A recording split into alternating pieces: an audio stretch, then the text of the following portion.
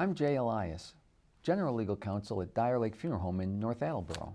Welcome to this episode of Live and Learn, a series of programs designed to be informative, educational, and upbeat, always intended to enhance and encourage our personal wellness and awareness. There are some innovations that have become so commonplace that many of us can't imagine life without them, and most of them we simply take for granted. Whether it's the electricity we use to power our homes, offices, or the places we shop, or indoor plumbing, refrigeration, or even our household and personal cleaning products that fill our cupboards. Then there are computers, cars, cell phones, televisions, clocks on the wall, watches on our wrists. But not every great invention was created according to plan. Some, in fact, were stumbled upon accidentally. So let's take a look at some of the curious origins of some everyday things, starting with breakfast. Looking back to the early colonial period in our country, most people, especially those in the working class, had a tendency to eat either heavy porridge or leftovers from the night before. Although today we think of porridge much as we do Quaker oatmeal, there were many kinds of porridges based largely on geography. And porridge was generally more savory than sweet. And if you've ever heard the expression gruel, well, that was what you ate when you were so poor that you had to actually water down your porridge to make it last longer. In the 1800s, there was a trend that started with European aristocracy to have large breakfast buffets complete with an assortment of meats, sausages, and egg dishes.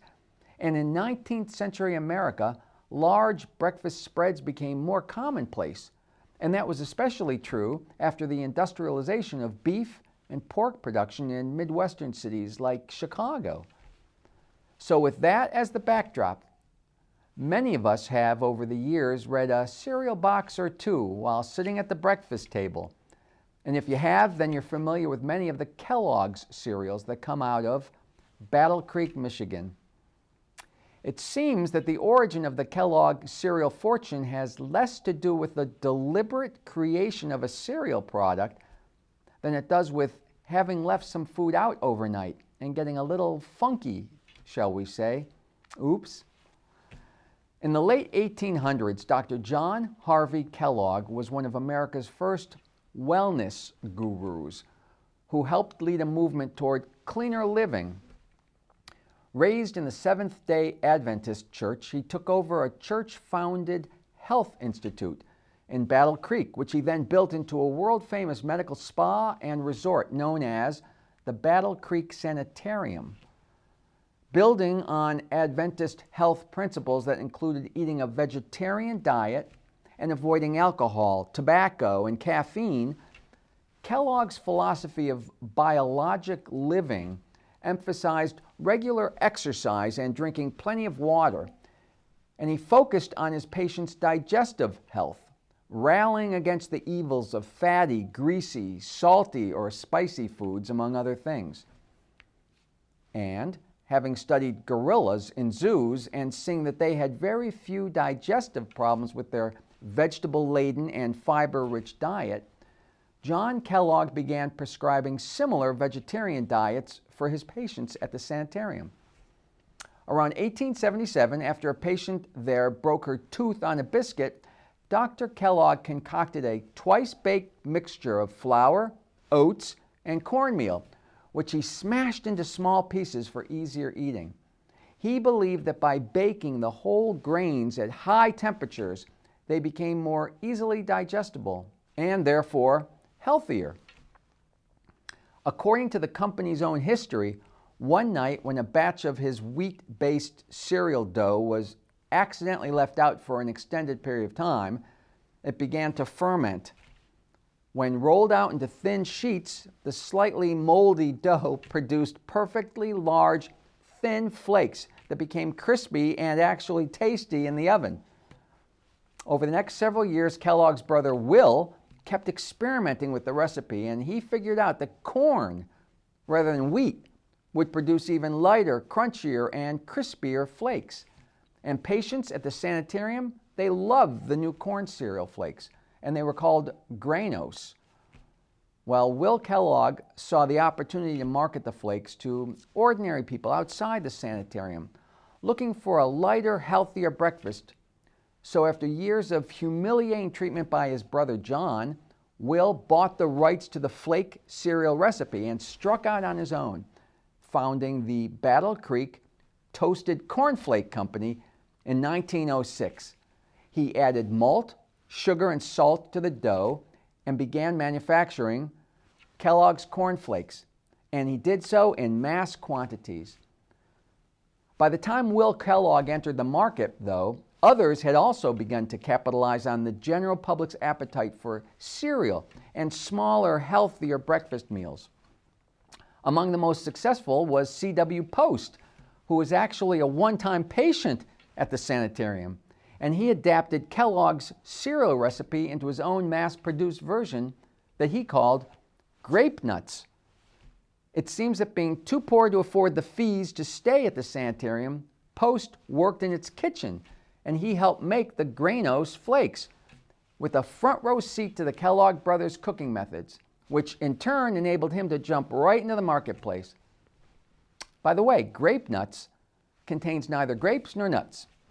It's made from wheat and barley. So why call it Grape Nuts? Well, according to Post Cereal Company, as with many great emblems in history, there are two versions of the story. One says that C.W. Post believed glucose, which he called grape sugar, was formed during the baking process and combined with the nutty flavor of the cereal. Another explanation, also according to the company, is that the cereal got its name from its resemblance to grape seeds and the nutty flavor the cereal had. Well, sad to say, but for many of us, in order to actually make it to the breakfast table, we need to be able to navigate where we're going. And the first thing many of us reach for in the morning are our eyeglasses. And the last thing we do before falling asleep is take them off and place them on a nearby nightstand. According to the Vision Council of America, about 75% of adults use some sort of vision correction. About 64% of us wear eyeglasses, and another 11% wear contact lenses. About 30% of us are nearsighted, which means we need glasses for driving and for distance, and about 60% are farsighted, having trouble reading without glasses. So here's a question for you. How did people with poor eyesight navigate through life before eyeglasses were invented?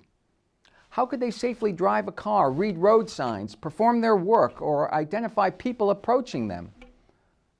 Well, if you stop and think about it, long before the time of industrialization and electricity, people could live their entire life without having perfect or even corrected vision. And that's due primarily to the fact that people tended to stay almost exclusively within their own towns and villages, with people, streets, and tradespeople they knew well. And most occupations, they didn't require precise vision. There was no fine print to read, no tiny cell phone buttons or computer screens to use. You didn't need clear vision to drive a car. There were no cars. Your horse could navigate the paths you took, and even with less than perfect vision, you could probably make out large objects, familiar landmarks, and other people.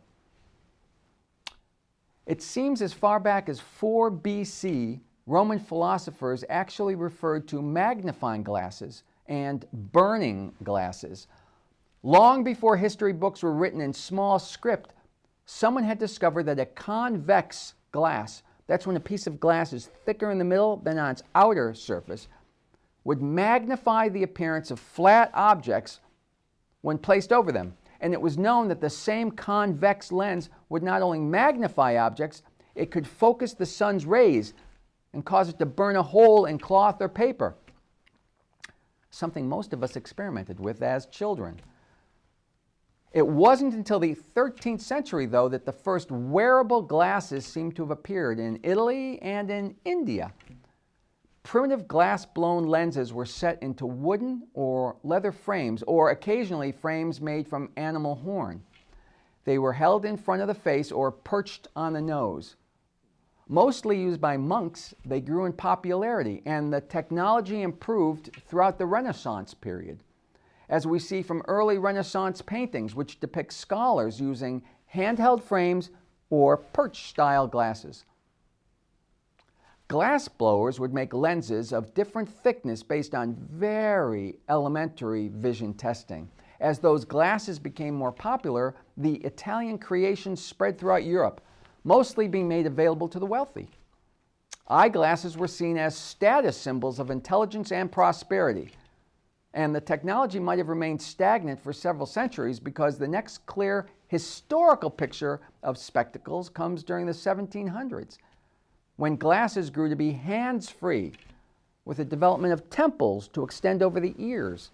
Something called Martin's margins were a glass of popularity. They pioneered the beginning of more accurate lenses, developed and thinner lenses supported by durable frames. And as we know, Benjamin Franklin added to the versatility of glasses by inventing the bifocal lens, simply by cutting lenses in half and putting them together in one frame. And as for contact lenses, well, that's an interesting story in itself. Although we tend to think of contact lenses as a relatively modern phenomenon, their origins can be traced back to Leonardo da Vinci and the 1500s. He produced the first known sketches that suggested the optics of the eye could be altered by placing the cornea, that's the transparent part of the eye, directly in contact with water. But it wasn't until much later in the 1500s when contact lenses as we know them were invented. Actually, it was hundreds of years later when the first known glass contact lenses were made in the 1880s. Those first contact lenses were made of heavy glass because they were so thick and covered such a large area of the eye, they severely reduced the oxygen supply to the eye and could be tolerated only for brief periods of time. As you'd suspect, they were excruciatingly uncomfortable. And by 1936, a New York optometrist introduced smaller lenses made out of a combination of glass and plastic that were much lighter than the older glass-blown contacts. By 1948, the first contact lenses that resembled what we know today were used. They could move with each blink of the eye so that oxygen-carrying tears in our eyes could reach under the lens and keep the cornea healthy. And in 1971, we saw the launch of the first FDA-approved soft contact lenses by Bausch and Lomb. And today, more than 90% of contact lenses prescribed in the United States are soft lenses. So you've had a bowl of cereal, you put your glasses on, and if you're like millions of Americans, you may also need help with your hearing. Although almost 30 million Americans could benefit from wearing hearing aids, fewer than 16% have ever used them. Of those aged 70 and older who could benefit from wearing them, fewer than 30% have actually ever used them. And remarkably, most people wait on average 15 years from the time they first experience some kind of hearing loss before they purchase their first hearing aids. Most people cite price as the barrier to purchasing hearing aids. But what was the origin of hearing aids? Well, something called ear trumpets were the only form of hearing amplification dating back to the 17 and 1800s. They worked along the same lines as when you cup your hand behind your ear to increase your hearing. Ear trumpets came in many shapes and sizes, but always had the same general shape of a funnel, large on one side to catch sound waves, tapering down to a thinner tube that could be inserted into the ear.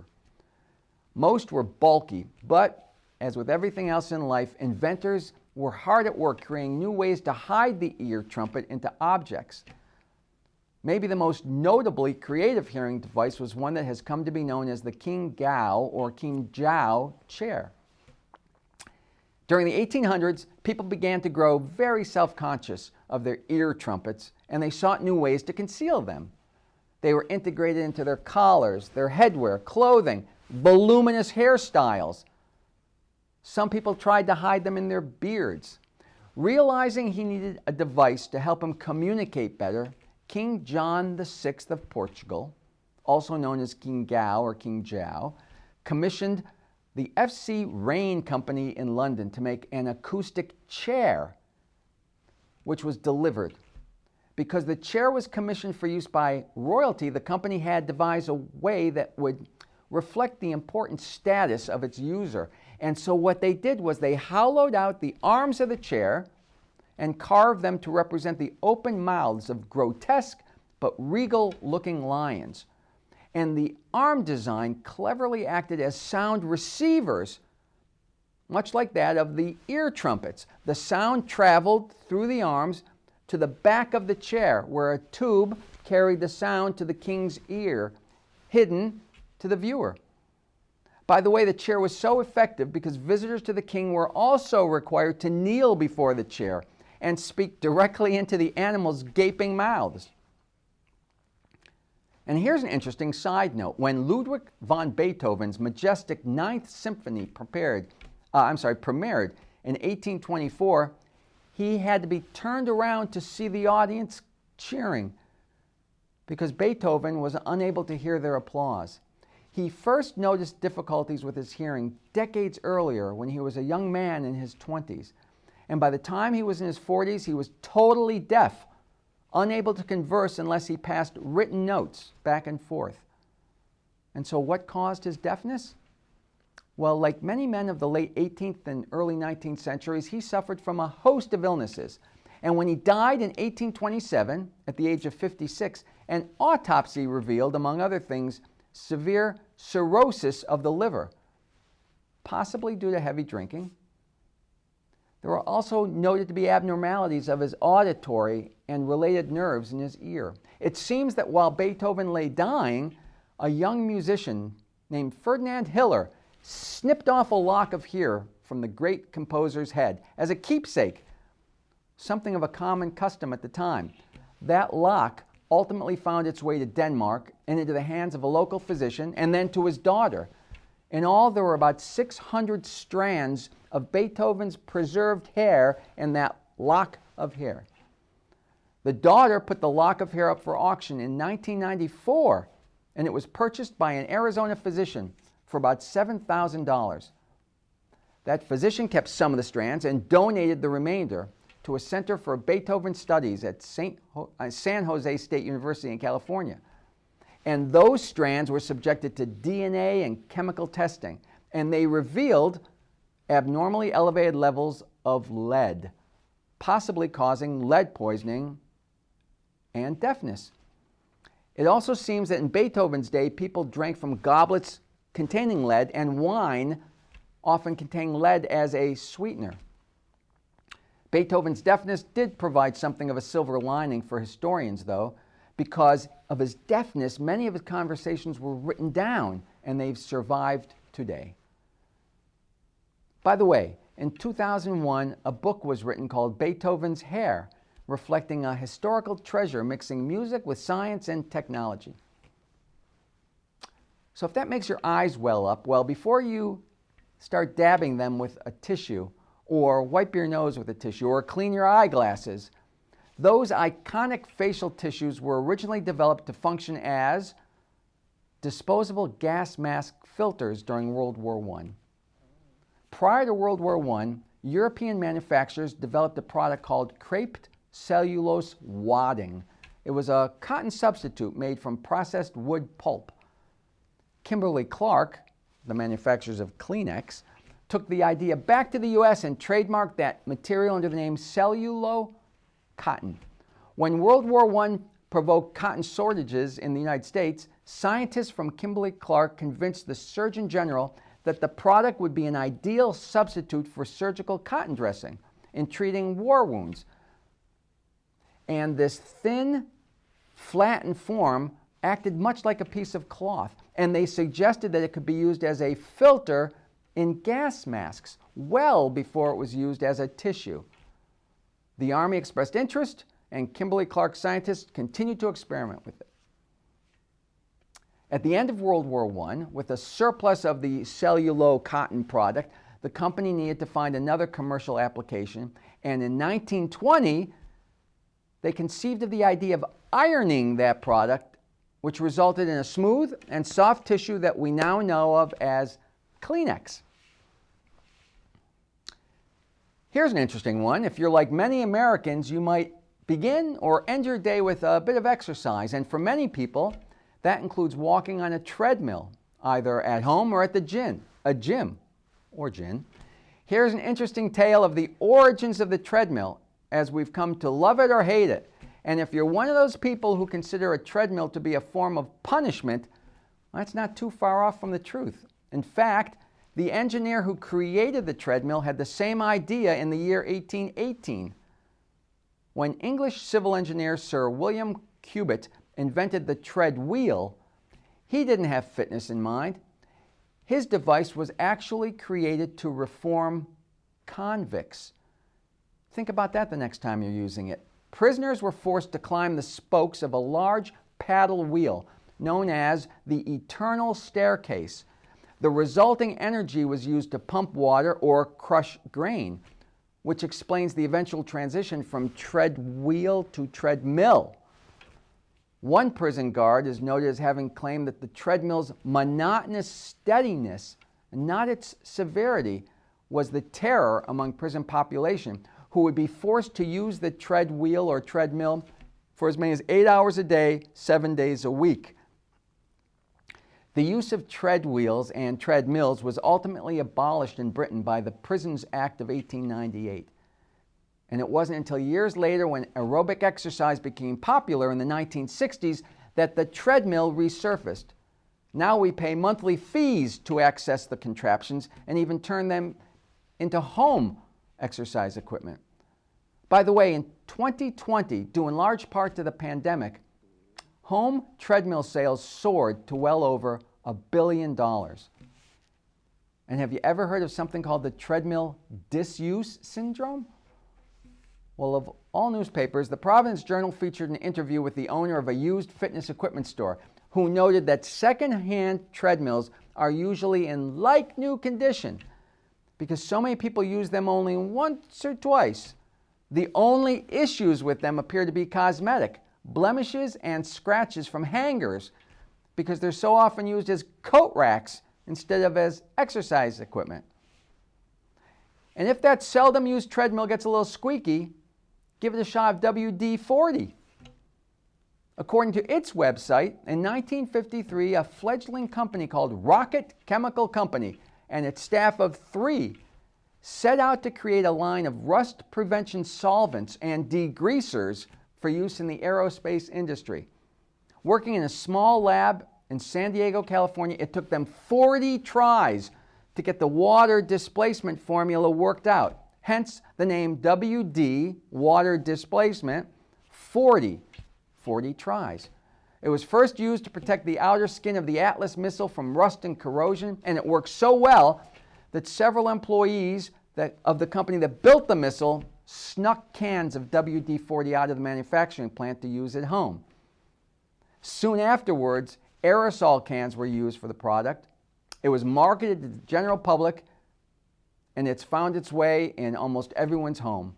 It made its first appearance on store shelves in 1958, and by 1960, the company doubled in size. In 1968, Goodwill kits containing WD-40 were sent to soldiers in Vietnam to prevent moisture damage on firearms and to help keep them in good working condition. By 1993, WD-40 was found to be in 4 out of 5 American households and was used by more than 80% of professionals at work. Sales had grown to more than 1 million cans a week. And the company, they now have 300 employees. The product sold in 200 countries, and its 2020 sales revenue was more than $400 million. So, if you'd like to remind yourself about learning more about any of these things, you have a number of practical options. While tying a string around your finger was once synonymous with helping to not forget something, few of us nowadays rely on that method. Instead, we're apt to ask Siri to remind us of an appointment. or we program a note on our cell phone, our laptop, or our iPad, or like millions of people, we scribble a reminder on a Postit note. Postit note. There's an invention. In 1968, Dr. Spencer Silver, a scientist with the 3M company, was busily researching adhesives in the laboratory. And in the process, he discovered something peculiar, an adhesive that stuck lightly to surfaces, but didn't bond tightly to them. It was part of his job as a researcher to develop new adhesives. And at the time, the company was seeking to develop bigger, stronger, and tougher adhesives. Instead, according to Dr. Silver himself, that new adhesive he created was none of those things. What he discovered was something he called microspheres, which retain their stickiness, but with a removability characteristic that allowed attached surfaces to peel apart easily. For years, Silver struggled to find a use for his invention. But that didn't keep him from touting the merits of his creation to colleagues. He says he came to be known as Mr. Persistent at 3M because he wouldn't give up in trying to find a home for his invention. Meanwhile, a gentleman named Art Fry, another 3M scientist, was growing increasingly frustrated in his life. It seems that every Wednesday night, while practicing with his church choir, he would use little scraps of paper to mark the hymns they were going to sing in the upcoming service. But by Sunday, he would find that those scraps of paper had fallen out of the hymnal. He needed a bookmark that would stick to the paper without damaging the pages. And thinking back to a seminar he'd attended on Silver's microspheres adhesive, Art Fry had what he now refers to as his eureka moment, that one where you get the adrenaline rush. Partnering with Silver, they began developing the product. Once they found themselves writing messages on their new note to communicate around the office, they realized the full potential of the idea. Fry said they recognized that what they had just wasn't a bookmark, it was a whole new way of communicating. So Fry decided to make 3M corporate headquarters his proving ground. He supplied the entire company with the new adhesive notes. Employees loved them. And 3M initially launched the product in 4 cities under the name Press and Peel, but with mixed results. So marketers decided to put the product directly into consumers' hands. And the massive sampling effort was known as the Boise Blitz because it launched in Boise, Idaho, and it was a runaway success. The notes became an overnight sensation, and it was almost a self-advertising product because customers would put the notes on documents they sent to others, sparking the recipient's curiosity. They would look at it, peel it off, and play with it, and then go out and buy a pad for themselves.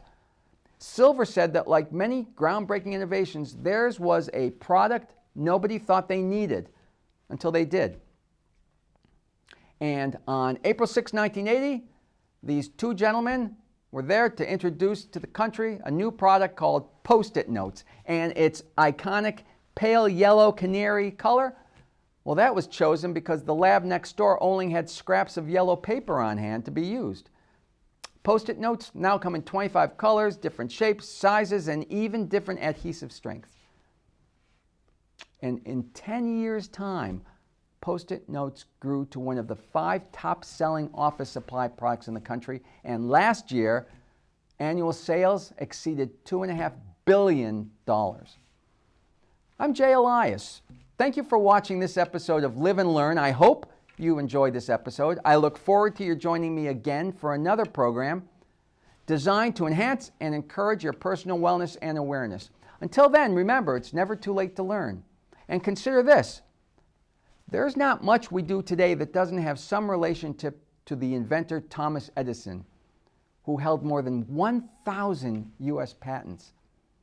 Throughout his life, Edison operated on 4 simple principles taught to him by his mother. 1, never get discouraged if you fail. Learn from it. Keep trying. 2, learn with both your head and your hands. 3, not everything of value in life comes from books. Experience the world. And 4, never stop learning. Read the entire panorama of literature.